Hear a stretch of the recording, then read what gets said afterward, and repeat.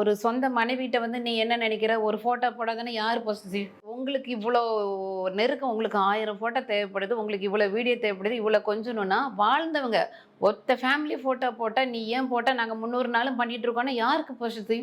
நிச்சயமாக இது இவங்க பொசசிவ். இது வந்து மிகப்பெரிய காயமாக இருக்கும். அதாவது புருஷனும் நம்மளை விட்டு போயிட்டு இதெல்லாம் நான் வாங்கணும்னு எனக்கு தலையெழுத்து இருக்குங்கிறது ஒரு பெண்ணுக்கு நம்ம கொடுக்குற மிகப்பெரிய பனிஷ்மெண்ட்டு. இதில் வந்து அதெல்லாம் நம்ம எடுத்துக்க முடியாது. யார் மேலே பொசசிவ் இது நடந்திருக்கிறது தான். அதே மாதிரி அஃபர்மேஷன்லாம் எழுதிருக்கிறது பார்க்கும்போது என் கூட இருக்கணும், என் கூட ஸ்டேபிளாக இருக்கணும், எமோஷனலாக என் கூட கனெக்டாக இருக்கணும்.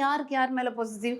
சரி, அதையும் நம்ம வந்து நல்ல விதமாக பார்க்குறோம். இவர் வந்து சும்மா ஊர் சுற்றிட்டு இருக்கிறாரு, அவருக்கு ஒரு மனசு ஒரு நிலையில் இல்லைங்கும்போது என் புருஷன் ஒழுங்காக ஏற்றிருக்கிறேன், அதை நம்ம நல்ல விதமாகவே எடுத்துக்கிறோம்.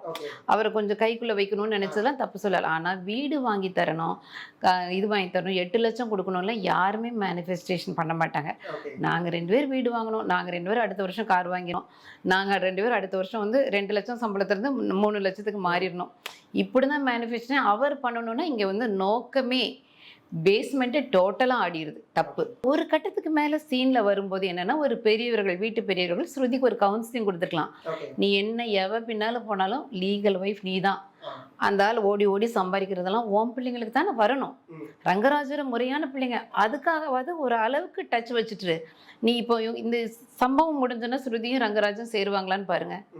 எனக்கு தெரிஞ்ச வாய்ப்பில்லை.